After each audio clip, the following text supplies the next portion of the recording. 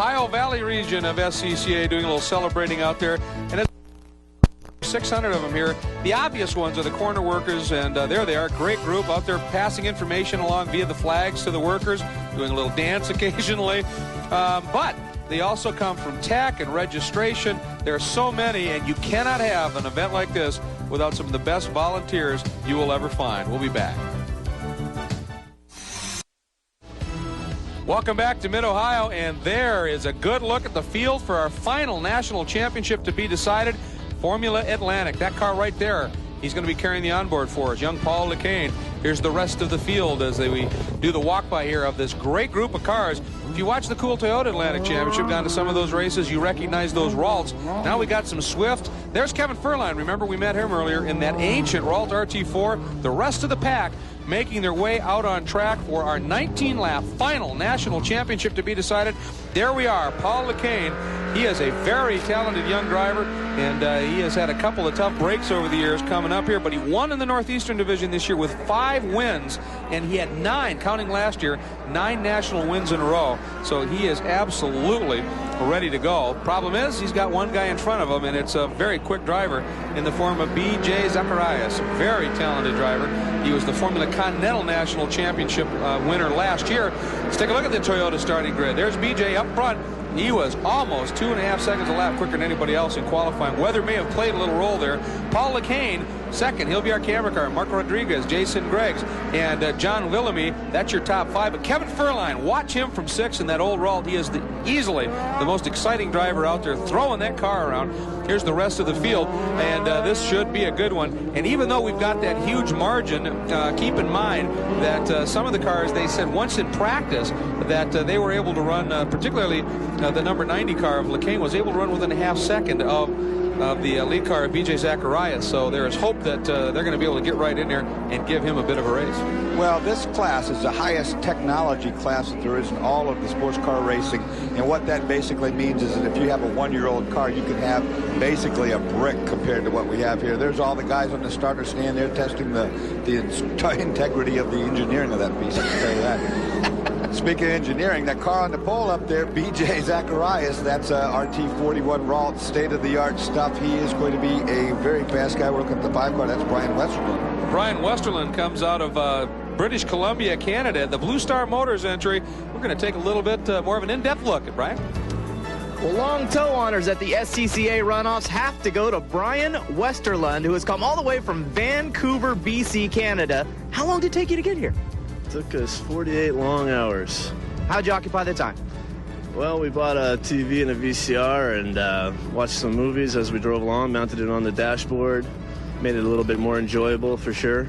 You made it here safely, though. Now, I've got to ask you, you've got the blonde hair, the open-wheel driver from Canada. Any of that modeled after Jacques? Not too much. No, I went with black about a month and a half ago, and all the women hated it. Everybody thought I looked a little too evil, so I went to white, a little bit more calmer. And the women seemed to like it a little bit more, so I'm laughing. All right, so that's what's behind it. Now, I've got to ask you about this. What is that? Loser inside the cockpit of a race car driver. What's up with that? We pretty much put that on there because we knew I'd look like a loser in this interview, so we went with it. Well, we think you're doing just fine, and we're glad to have you here, man. Good luck. Cheers. Well, they're having a good time with their program, obviously. And I suppose after a 48-hour drive to get here, you're going to feel a little dingy for a while. That guy, I tell you, the crew guys sometimes, they're your best friend for sure, but they can be your worst enemy sometimes, too. Oh, man, yeah, when they know you're going on camera, it can sometimes be not too pretty.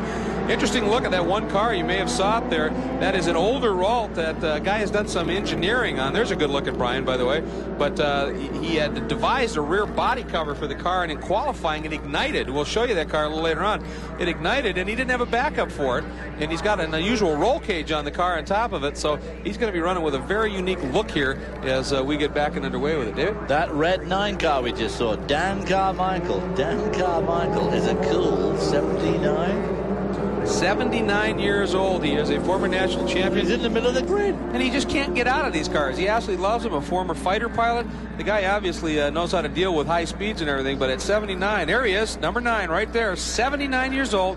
Just a couple of months shy of an 80th birthday. And he is just flat quick. Former champ. Oh, we're getting a wave off, it looks like. Starter did not like the look of the field. So they're going to have to go around one more time. And it looked like some of them in the mid-pack, Dorsey, they were starting to go a little bit, jockey around, and you can't make any kind of move until you see the green. Well, I personally think it's all that distraction up there in the booth with the guy. It was the last race of the entire weekend. All of them gone green. He had to use his power of the weekend. He said, no, you're not starting. You think that? No. What do you think? I think he's probably right. He just had to not let him go, you know. Exactly. I mean, it's a miracle we haven't had any other more non-start. Well, we have been very fortunate in everything going green throughout the weekend. So there we are on board with Paul Lecane, and he's looking at the back of BJ's Ralt chassis. And that, of course, the car, if you watch the Atlantics, that Tony Ave did a couple of seasons in the Pro Series with Uwe Olsen's team. So it's a very well-sorted car, well-sorted program. And that's one of the reasons that everybody's chasing him rather thoroughly right now. And Paul, the one who's been able to do that best so far. Rusty Schrader, you, of course, spent a lot of seasons racing these cars. Started in what was called Formula B, and then they became Atlantic. And you've been behind the wheel of these cars. Talk about driving one of these things. Well, these cars are really, really great fun to drive. In fact, we were talking about Dan Carmichael before. I ran against Dan from 73 on. My last time in one of these cars was 82. These make tremendous downforce. They're full aerodynamic downforce cars. They have very big tires, you can see right there. They do not have a lot of horsepower. 1,600cc motors put out about 250 horsepower. Corner speeds are faster than any other car here, and these are the very fastest race car tracks on the racetrack. Absolutely. And Uwe Olsen, who cruised the BJ Zacharias car, standing by Bobby Gerald. Yes, he is. He's anticipating this start here. And, I mean, what's your biggest worry right now before a green flag? Make it to turn 9. Making it to turn 9. Well, at least you're ahead of everyone to start with, huh? But still, they hit you from behind. That's the biggest problem you have. So you just got to hammer down into turn 1 real hard. Oh, no, they start in the back, so it's 8, and 9. If you make it to 9, I think it'll be okay. All right. Uwe Olsen says that's going to be the key for BJ. Once he gets out there, he should just be like a rabbit. All right, well, we'll watch and see what happens. Here we are on board now, looking backward from Paul Lecane's car, and we are coming up to the start flag here. We hope this time. Now, this lap that they ran does count, so when we go green, assuming it's this time, we'll have 18 laps to go. These are the fastest cars out there. These laps go quick. Green. We are green and underway with our last national championship race of the day. Oh, look at that move down to the inside.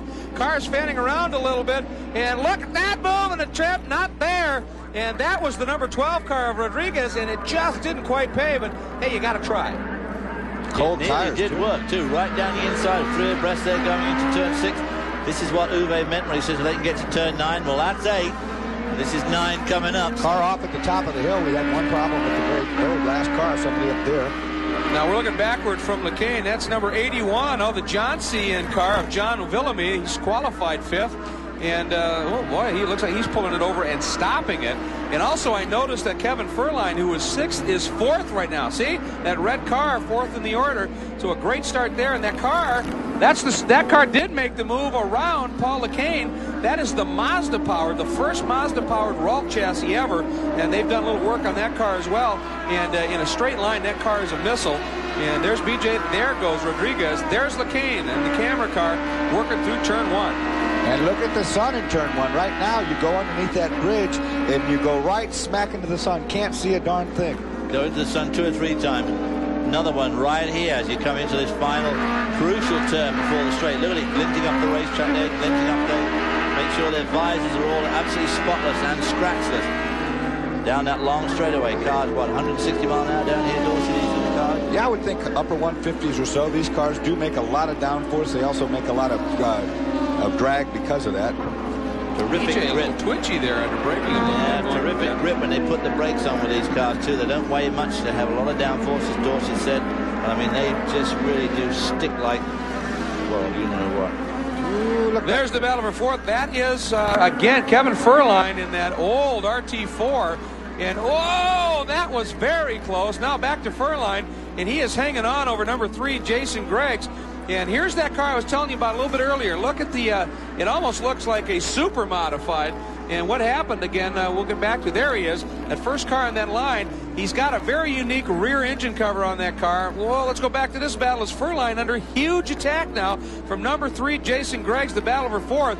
And behind them, coming on, is also number 5, who started in the 8th spot. That's Brian Westerland. So I don't think loser applies. That guy had a great opening couple laps. And we saw earlier in our open that Kevin Furline, that old RT4, he said all he can do is put his right foot down and just hustle it around, do what he can.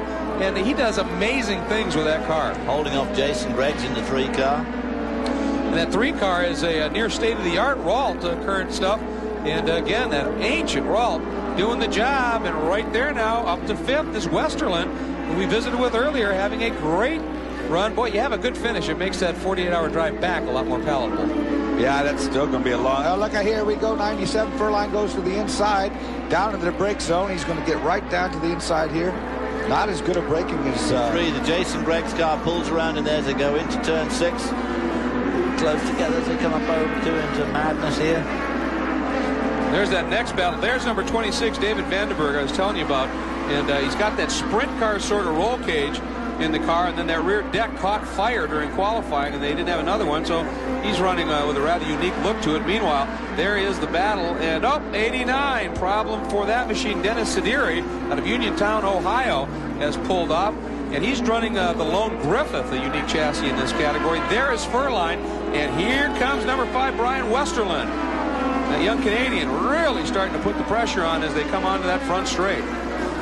He, of course, in a Swift, a DB4 Swift, right under Furline's tail as they go into turn 1, the fastest corner here. These cars. Furline spin. Oh, wow. Boy, he was lucky there. Clipped the wing on that curb, whipped the wing off, and slid back through the field and never hit anybody else. That's the amazing thing. No contact. He's going to continue, but he's lost. The wing is still there. It's nose is covering. gone, too. It's gone, yeah. Look here, watch this. You want to talk about close. It's not just the spin that I'm worried about. Watch the car behind him. When he goes, he rotates right here. He's loose on the entry. Got opposite lock in there. Locks the brakes. Good thing here, because watch how close he comes to hitting this car. Wow. Oh, look at how close that was. There. Whoa. Now watch here. It looked like he got into that corner a little wide. There goes the nose cone, and Westerland, wow, it's a savvy piece of driving. He, right on the edge of the track, snuck through. Our young Canadian friend did a whale of a save. He did a whale of a save. Look how wide Furline is, though, coming in here. It looked like he turned in late, missed his turn in, maybe. Oh! I think he just lost it there. That would have been catastrophic if he hit him right then, I'll tell you that. Yeah, and now what, obviously Furline is at a disadvantage in terms of handling anyway. He did continue. Without that nose piece on, there's an awful lot of exposed opening and stuff. That car is going to be very slow down the straights, and it's lacking in downforce to start with. Yeah, you know, I was going to say he drives the wheels off this car, but in fact he's driven the nose off this car. Well, right now, his dad is standing by with Bobby Gerald. Bobby? Well, Alan right now is waiting, I think, to see if Kevin's going to stay out on the racetrack or try to duck into the pits. We understand that the front nose is missing on the car right now. Do you guys have any spares in the pits? If it's gone, we don't have another one. So he'll just have to make do, huh? We'll have to make do. Here he comes now. You got a good look at it that time by. Do you think you'll be able to race with that? He'll race with that. He'll race with it. He's already got that old chassis, and now he's at even a little further disadvantage, guys. Yeah, well, I was going to say, he's got that Ralt. He can race with it. That's the battle for 12:47 is Kenny Suede, and he is hanging on, driving one of those Swifts. And behind him, coming on pretty strong, is the number 15 entry right now, and that's Gary Turnbull. And those two having a very spirited duel as well. That's another one of the older RT4s, like Furline had, so obviously at a slight disadvantage to the RT41s of B.J. Zacharias. Yeah, that second car was actually 14 Doug Rocco having a good run. There's your top 5. We'll be back here for more Formula Atlantic action in a minute. SCCA Runoffs, 35th edition of this great national championship, the Olympics of motorsports. And the guy going after the last gold medal and looking strong right now is the gentleman who won the gold medal in Formula Continental last year, B.J. Zacharias. And he is absolutely hooked up in that Uwe Olsen Prep Formula Atlantic car, that one of the Waltz with the Toyota power plant in it.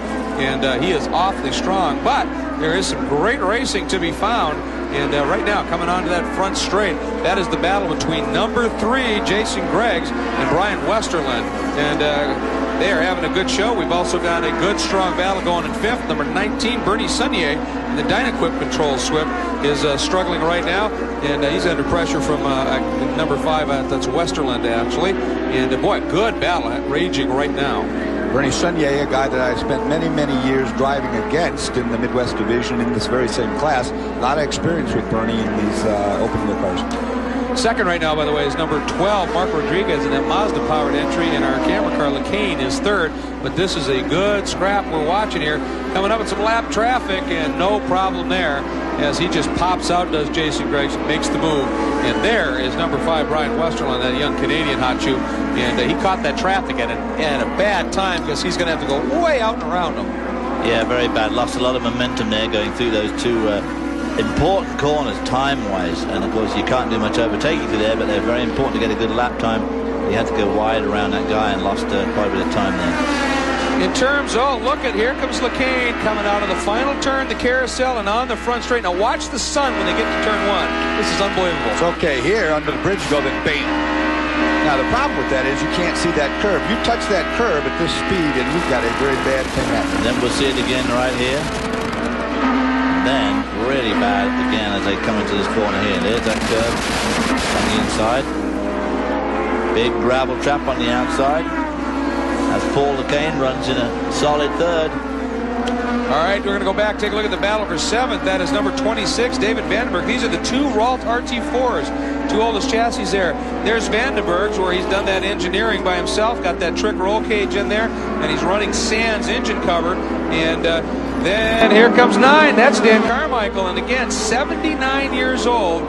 And running a competitive top 10 battle here in Formula Atlantic. This guy is just truly amazing. It's unbelievable. I think it's 79 years young. He's 20 years older than me. He's 20 years older than me. David's enjoying this one a lot, folks. I can hardly walk from the booth to the restaurant. There he is driving around the Formula Atlantic. Oh, he is hustling it, too. By the way, that second car in your picture right there is 41, John Murphy. And he's the guy that right now is racing at 26, David Vandenberg. And they've been at each other pretty much for the whole race. They found each other early on the track. And I'll tell you, Vandenberg won that car without that engine cover. Whoa. Getting the wheel up on that curb. These are big square tires. You get them up on those curbs. They're not very keen on that. But Vandenberg, that car has to be aerodynamically awfully weak right now. Look at that big muffler that he runs. I take it that's a Mazda motor in there. That's probably why he had to fire. Mazda's put out tremendous heat. You see the huge size of that muffler, and that thing is just glowing red hot. And that's probably what caused him to lose that engine cover earlier this week. Yeah, it was a definite problem for him. By the way, the margin at the front, almost 8 seconds right now. There's a good look at 41 Murphy out of Bolton, Connecticut. 6th in the Northeastern Division in the Taylor Rental. Hoosier Tires Ralt. And he is having a strong run. And let's go back now to Dan Carmichael. There he is. Now, he's running one of the Ralt RT40s, and they haven't done that last update kit that raised the nose that some of the other guys are running. That's the drop nose Ralt. Still, though, a very effective car. And doing a nice job here. Now, he won in, of course, in 1995, he won the championship, the national championship, in a remarkable run when he was, I think, 76 years old. So, national champion at 76, that's a remarkable story. And the fact he's still going after it, Dorsey, and running top 10 is amazing. He's winding these 2 guys in. He's winding Vandenberg and Murphy in. He was quite a few seconds behind them a couple of laps back. Now he's right with them. Well, and we have to really, I think, go back to the qualifying. And there was rain, and even on the days when it wasn't raining, it was incredibly cool here for a couple of days during the long week of practice. And he may just not have been able to get the job done in qualifying, but he is charging right now, and he's going to come through and start picking these guys off. I think he's got a little experience with that. In World War II, he was a combat fighter ace, which means he got a number of kills in that war over there. So the guy obviously just likes to get out there and mix it up. Well, he shouldn't bother. I mean, if he wouldn't mind punting him. No. Oh, He'd be in the we hear from Dorsey again. Dorsey Schrader punt school. You know, when I ran this class, all of the cars had the same motor. Now, there's something new in Formula Atlantic in the last year or two, is that there's different things. Of course, Dan Carmichael right there has a Toyota motor, and they run a 1600cc fuel-injected motor or carbureted motor. Some of the old ones, when I drove it, it was a Ford Cosworth 1600cc. Now we've got Mazda motors in there. Look at Carmichael taking a position. Going down the inside of Murphy there into...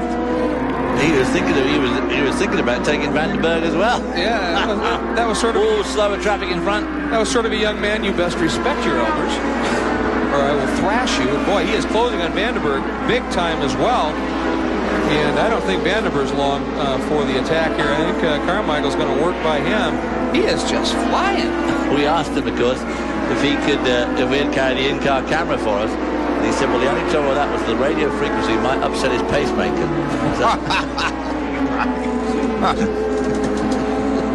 Carmichael really closing up now on Vandenberg, working through the carousel, and look at him starting to apply the pressure. This is the battle right here for 7th at this point. And I think Carmichael might even get him as soon as turn 1. There he goes, makes the move. Yeah, no question. Down to the inside. Whoa, Vandenberg fighting him. Oh! Across the curb, ran him up on the curb. Well, he lost momentum there, so he needs to be careful now that Murphy doesn't get by him again before they get to chicane.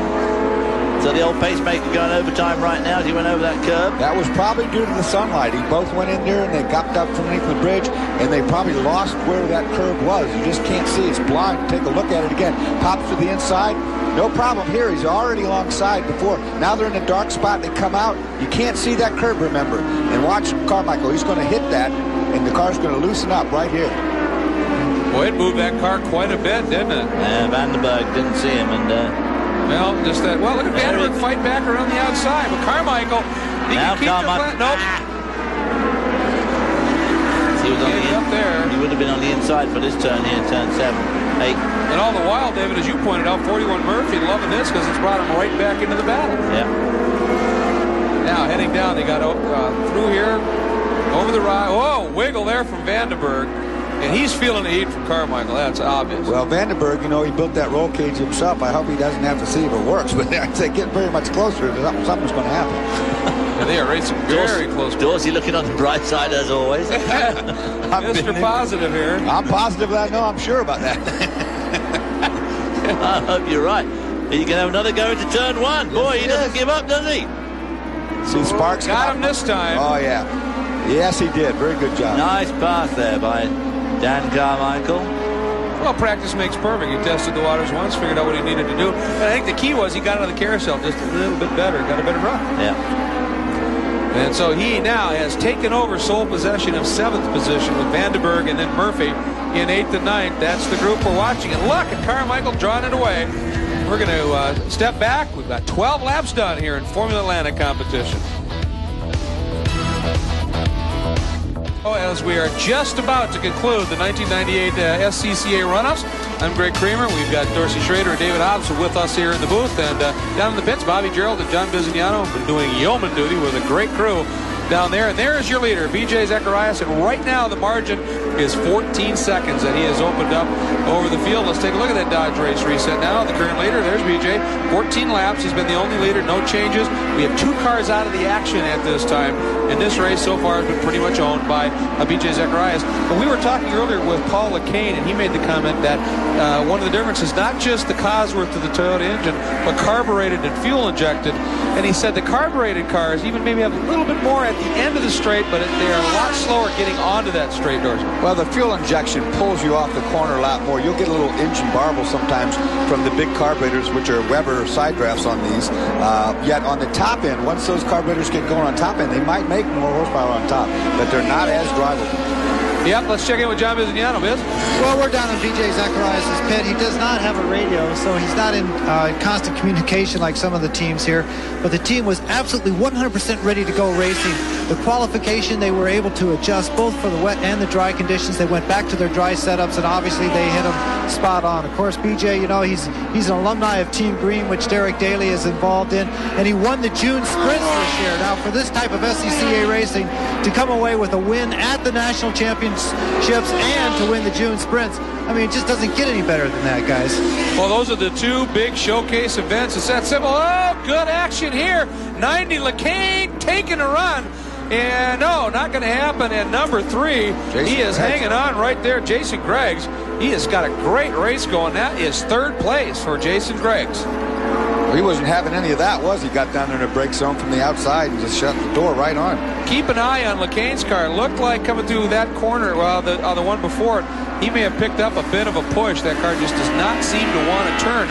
And, of course, he's driving a Swift, and there was a big step when that Ralt chassis came out that Greggs is driving, not just in terms of the downforce that it made over the Swift, but the chassis rigidity. It's a much stiffer chassis, which makes it a lot more adjustable, doesn't it? Well, like I said, these cars... Oh, look at the understeer he's got. Big understeer. You saw the front wheels turn far more. Boy, yeah, he's got some push there. These cars over 1 year can go from being a winner to a nothing. I mean, so they come up with some kind of new trick deal for next year. All of a sudden, the car you own that you have $200,000 of your money invested in becomes worth $8,000 all at once because it's not competitive. It happened to me, and that's why the money thinks they... And LeCain, he's feeling that right now because that car is just not quite working. And obviously, Jason Greggs got more understeer there going through that apex. And, of course, that just kills you on that keyhole there. If you've got too much push there, you go wide, you got to lift off, and then, of course, you lose all that momentum and thrust down the main straight. And at the same time, you're really tearing up your front tires, doesn't it? Which makes that kind of a vicious circle. Tearing them up. There is number 12, Mark Rodriguez, in that Mazda-powered Ralt. And again, you can see the different look to the air box and the air scoop on there. And out the back, that huge muffler that the Mazdas are required to run in club racing. Let's go down to Bob Gerald, who's with Mark Scrucci. That's right. Tony Woodford is down here. He's on headset with Mark Rodriguez right now. And right now, are you concerned about the gentleman who's in 3rd closing up on you? Yes, we are concerned about the gentleman in 3rd who's closing up on us. He's gaining about maybe a half a second a lap, and we're losing about a second a lap right now. So, what seems to be the problem? It looks like we just haven't got the handling on the car for this type of heat in the day. So, other than that, everything else is good. The Mazda running strong? The Mazda's running real strong. They're concentrating right now on lap times. I think worried a little bit more about holding on to 2nd than talking with us, Greg. Yeah, I think Mark was chatting with him. He's trying to pick up on what he's saying. And again, that points out what was going on earlier in the week when we had the rain on Wednesday and Thursday. But even on Tuesday, I mean, it was very cool here for a few days. And some of the guys apparently have just missed a little bit in the setup. And today, noticeably warmer than it was even Friday and Saturday. So everybody's chasing stuff. Well, I just saw right there Jason Greggs taking a tear off. That means he's going right in the sun, and he's getting blinded because he's got a little oil on the windshield. He's got to make up over a half a second to catch this guy in 2 laps. Well, and he's closing it up. I mean, the margin has noticeably dropped. There's Rodriguez. That's Greggs right there. There's our Formula Atlantic field summary right now, the top 15. And it's Zacharias, Rodriguez, Greggs, LeCain, and Sunnier has moved up now into 5th. And look at Dan Carmichael, top 6. The guy is absolutely flying. Superb effort for Dan. And we're going to watch this battle as it unfolds. There's Jason Greggs in that red Ralt. And you can see there, he's got that modified kit on that nose. And as does number 12, Rodriguez, using that Formula 1 style suspended front wing. And that just gives him more plane for that air to hit and supposedly gives him better grip. Didn't have as much grip as he wanted right there. We look at BJ Zacharias. Of course, he is our leader. He's checked out. He's on the final lap. No way that anybody's going to catch him unless he doesn't make a mistake. No way they would catch him, and Greggs would be very lucky to catch Rodriguez on this last lap too. He's only a couple of seconds behind, but to catch him up and pass him in this one lap will be very difficult. By the way, one car just being lapped. That's Gary Pacheco. That's great. That's a Ralt RT5, which is basically a Super V. If you own a Super V, you can run it in Formula Atlantic. But as you can see, although the Super Vs make a lot of downforce, they don't have the tire contact patch of the true Atlantic car. And right now, BJ is putting on a clinic in this class.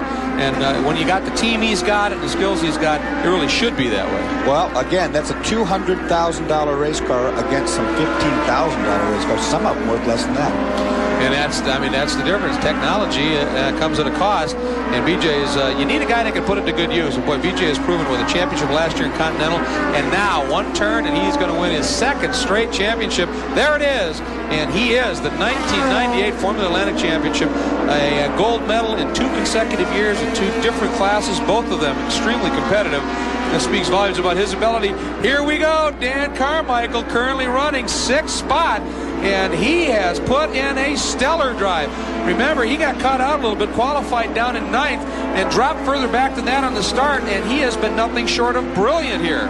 Absolutely incredible, going through the turn 9, 10, 11 complex now. This is turn 11. This is that dropping the way corner, very difficult little corner. And that right in front of him is Sounier. He's just that far behind him. Just another couple of laps, and I think Carmichael would have picked up yet another spot. There's Carmichael's crew, and they have got to be incredibly proud of what he's achieving here. I hope he hasn't got his dad in the pit.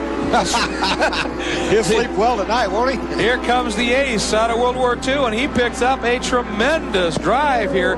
6th place for the 79-year-old, soon-to-be 80, Dan Carmichael, in a superb drive, and he was racy throughout. I mean, he laid some brilliant passes on some of the competitors there. Dan Carmichael, all he does is continue to amaze and impress. The guy is indeed something special. And most of the cars now in their cool-down laps. Here he comes. Again, Rodriguez was 2nd, and 3. Jason Gregg could run to 3rd. Then it was 90 LeCain. Then number 19 held on to a top 5 spot, Bernie Sunier. But as you pointed out, a couple more laps, Carmichael may have been top 5. He was right behind him.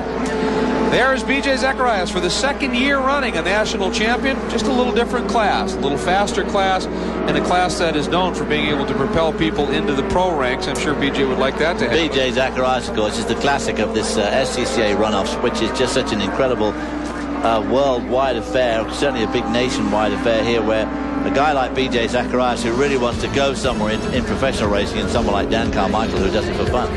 And there's the crew, a very happy crew for BJ. He is a Team Green Academy person. He's climbing that ladder. We'll visit with him in just a little bit. We'll be back. Included 23 races. We are crowning 24 national champions, and the last one is done. However, there's that one very special lap of honor to be completed, and there's the guy who is doing it. And boy, what a drive he put in. B.J. Zacharias, he wins the Formula Atlantic National Championship. He's working around the track, and as you can see, they're bringing in some of the vehicles that had problems. There's BJ at the top once again. Mark Rodriguez, great ride in that Mazda-powered Rolf. Jason Gregg, superb effort in his Rolf. Paul LeCain, were it not for that push, may have been in the top 3 easily. Bernie Sunier just hanging on over the very rapid Dan Carmichael, 79-year-old. Again, what a remarkable story. Brian Westerland, all the way from British Columbia, Canada, ends up 7th. Murphy Vandenberg in that unique Ralt RT4, and Kevin Furline, who would have been well up, one would suspect, except for that spin and the damage to the nose. Look at BJ knows an awful lot of the volunteers and the like around here. He's been a great friend to these people. And look at that. He stopped by to receive some good congratulations from somebody and installs it. Well, yeah, there we go. All right, he had it covered here. They understand, these drivers truly do understand what the club aspect of SCCA is all about and how important the workers are.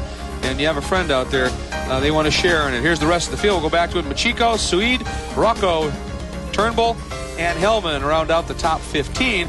And then Sidiri and Villamy, you remember both of them had problems early. So nonetheless, hey, they got to run in a national championship, and that's not all bad. Let's check in down at pit lane with Bob Gerald.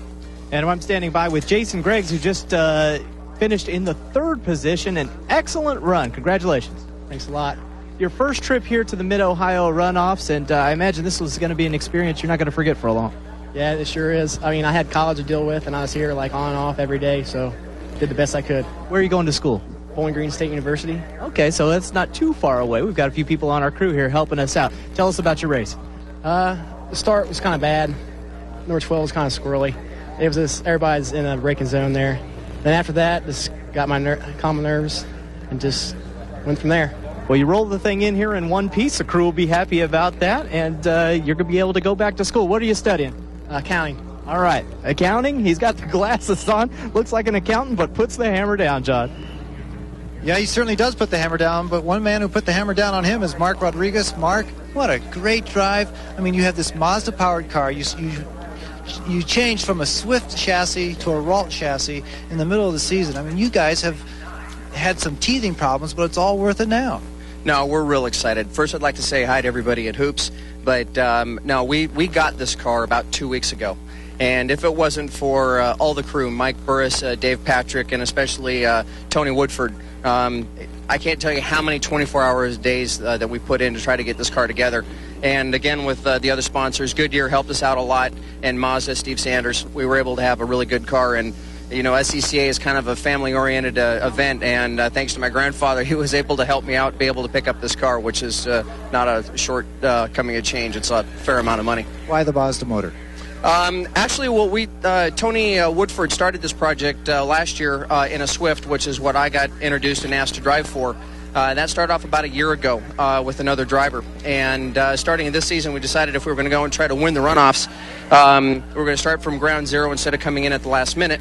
And we started with the Swift, and we were beating a fair amount of the guys on the West Coast. But the first time I test drove an RT41 to break in a car for a friend of mine for the Long Beach Grand Prix, I was telling Tony Woodford, our crew chief, that if we're planning on winning the runoffs, we're going to have to come with an RT41. And that's when we took the project from Mazda and the Swift, and we abandoned the Swift to go to the RT41. And hopefully that was going to be a winning combination that was going to beat the favorite, BJ Zachariah, which I'd like to take my hat off and actually take my hat off and swap hats and just say BJ did a hell of a ride. I knew if I wasn't going to be able to get a hold of him in turn one, I wasn't going to be able to compete for him.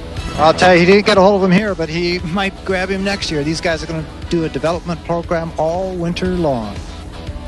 Oh, no doubt, and that car has shown a tremendous amount of potential. And look at BJ Zacharias, the guy that they were chasing. He is coming down. He is. We're going to be visiting with him in a minute, and what a great achievement he had. But again, second and third, you're on the podium at the national championships. Sports car course, and what a great 3 days of racing we have had, and it's been under absolutely wonderful conditions. It's beautiful, and our winner is in pit lane, Bobby Gerald. BJ Zacharias with a big smile on his face has gotten out of his car now. Congratulations on winning this national championship. Thank you very much. It's a big part from Olson Engineering and also Jegeman Motorsports. He couldn't be here this weekend, but he's helped us all out all season, and I don't think I'd be able to drive this thing if it wasn't for Bruce Foster at Hoosier this year. He's really helped us out. You really put a hurting on this field. You started out right from the get-go and just pulled away from him. I think a lot of people actually could with this. I mean, Olson Engineering's done an excellent job in preparing it. It's an awesome car, and we did a little preparation for it, and we had some good testing up here, and today was just our day. We've seen you in the past in the Spec Racer Ford. We've seen you in the Formula Continental. Talk about the differences between driving those cars and now getting into something like this, which is just so lightning quick, and I'm sure corners much better. This has a lot more of the yeehaw factor, I would say. Definitely a corner's a lot better, and the brakes are absolutely just tremendous. I like that, the yeehaw factor. You come up with that one yourself? I just thought of that right now, but it's definitely up there on that scale. I like that a lot. That'll be something that us announcers may have to try to slide into our vocab. Congratulations, BJ. Thank you very much. Into our vocab. Yeehaw. He also has vocab. to thank the Derek Daly Driving Academy for putting him on the road to success. Derek Daly, bet. of course, one of our fellow commentators here on Speed Vision. Let's check in with John Bizignano. Well, BJ may have won the race, but the man of this meeting for sure is Dan Carmichael. Dan, congratulations. Listen, when I grow up, I want to be just like you, mate. Well, you got a long time to go then. Tell us about this event. I mean, what do you do to prepare this beautiful car and yourself to run this fast at your age? I must ask that. This beautiful car is maintained and prepared by Terry Muir and Floyd Cleaves from Port Huron, Michigan, and I feel the same way that most of the people you interview feel. They are the best, none better, and they've just done a wonderful job. They are as fine a mechanic, I think, and also as fine people as you could find anywhere. And what about you preparing for the race, sir? Me? I don't do anything. I just look forward to going out there and having fun. Aren't you a little bit inhibited by the younger drivers out there? All these young lions trying to press their way to the front, and they're all climbing all over you. They want to get ahead of you, but you're just scrapping with them tooth and nail. No, if they can get by me, that's fine. I don't believe in blocking people or anything like that, but I go out and I do my best, and if they're better and get in front of me, why, that's okay. I'll try and get by them some other time. Now, you're going into your 80th year soon, so I have to ask you, what's up for the 1999 season? 2 more weeks. Well, first I got to celebrate my birthday in 2 weeks. And then next year, as far as I know, it'll probably be the same car and the same thing again, I hope. Well, we look forward to having you back next year and the year after that. 2000, I want to see you right here again in the top 6. Congratulations, sir. Congratulations indeed. That's an absolutely remarkable achievement. And he finished in 6th, and it was a very racy 6th as he had to come up through the pack. You bet. Here we go. BJ Zacharias, though, at the front. Coming up, the thumbs up from the starter as well, the finisher, as well as that checkered flag. And BJ, what a ride he put on. I like how Bobby put that. He put a hurting on the field. And it is obvious he had probably the best package here in terms of the team and the car, crewed by that gentleman there with the headset on, Uwe Olsen and the gang. But the thing is, you may have a good package, but you need a driver who can get the most out of it. And BJ is proving himself to be one of the brightest young future stars on the horizon here, and he's enjoying that lap of honor. We'll be back. Presentation of the SCCA Runoffs is being brought to you by the new Dodge. It's about change.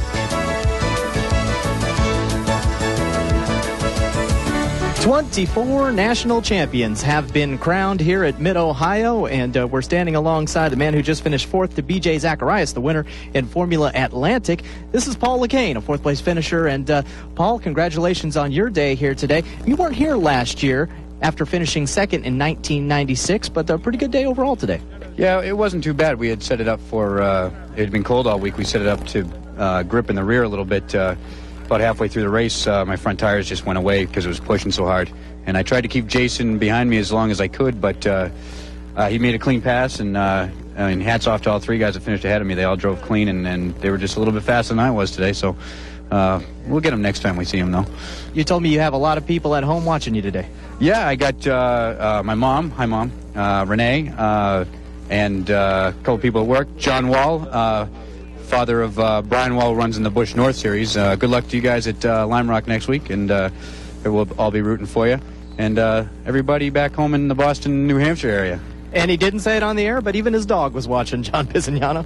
Well, that's one fan that you'll always have, for sure. Brian Redmond down here at the Runoffs. Brian, it's always good to see you. You're a former Formula One driver with Cooper McLaren, BRM, and so forth. You were even around with David Hobbs in the GT40s in 1968. But why are you here? Yes, unbelievably so.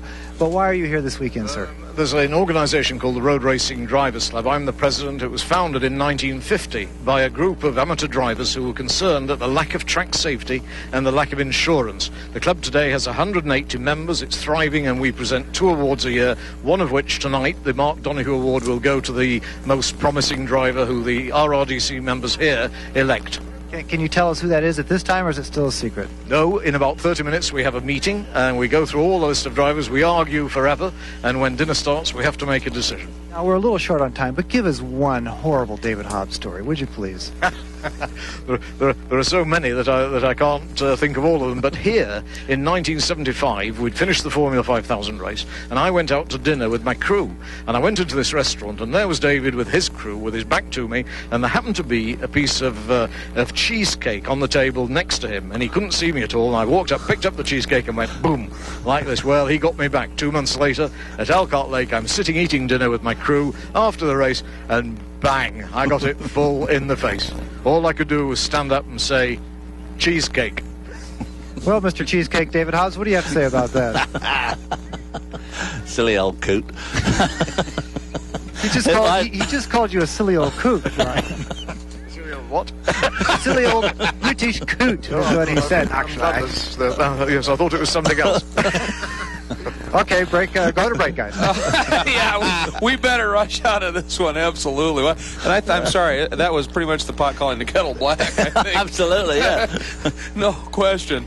Oh, man, what a great guy Brian Redmond is, and, of course, some great races in the past. With one of our greatest wins, Brian Redmond and I won the Lumberman's trophy here back in 1981. You guys had a great run. Another great run was F Production early on. In 77, Joe Huffaker was on the pole, and things got a little fraught early. You'll notice that flapping bumper in the back of Craig Cheeman. Behind him is Huffaker.